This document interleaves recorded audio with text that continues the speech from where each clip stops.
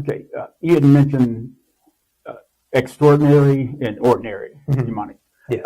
and possession and oppression. How can you define the two different terms? I find those categorizations helpful, and it's not my categories. I've stolen those from others. Extraordinary is usually what we think of.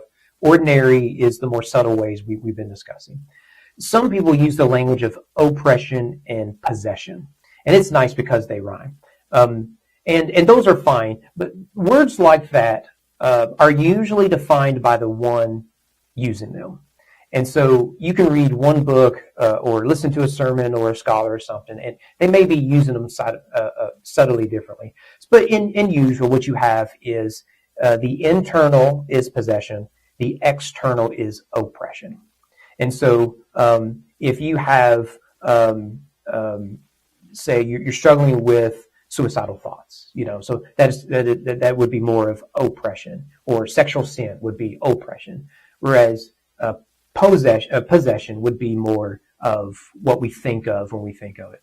But again, I'm not sure that's the most helpful way to speak of this because of the influence of the world.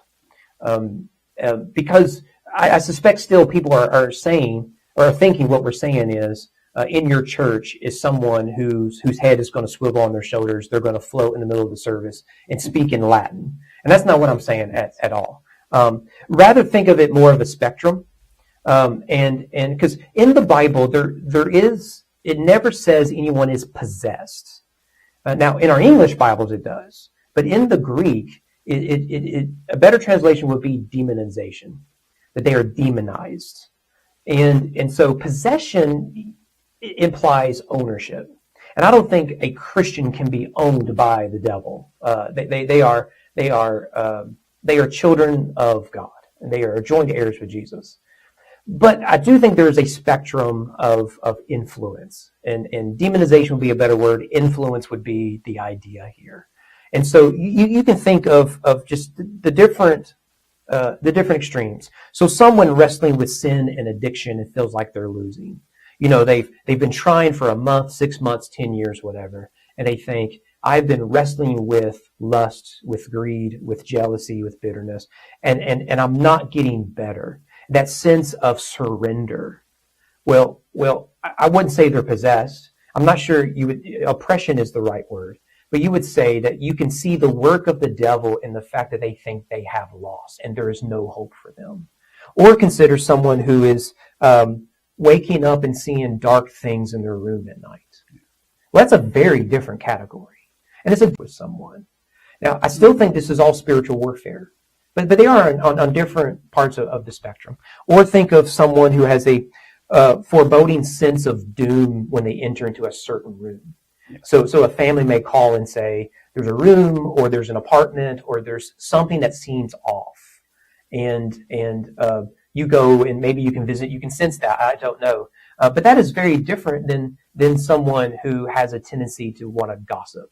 So they show up at the prayer service, not because they're concerned with someone is sick or hurting or a family suffering, is because they, whether they realize it or not, care about the gossip side, that they know something about a family or something like that.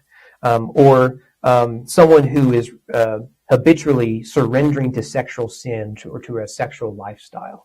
Well, that's going to be in a very different part of the spectrum than others. Or, someone who refuses to forgive or has grown bitter over decades, and that they have grown content in their anger.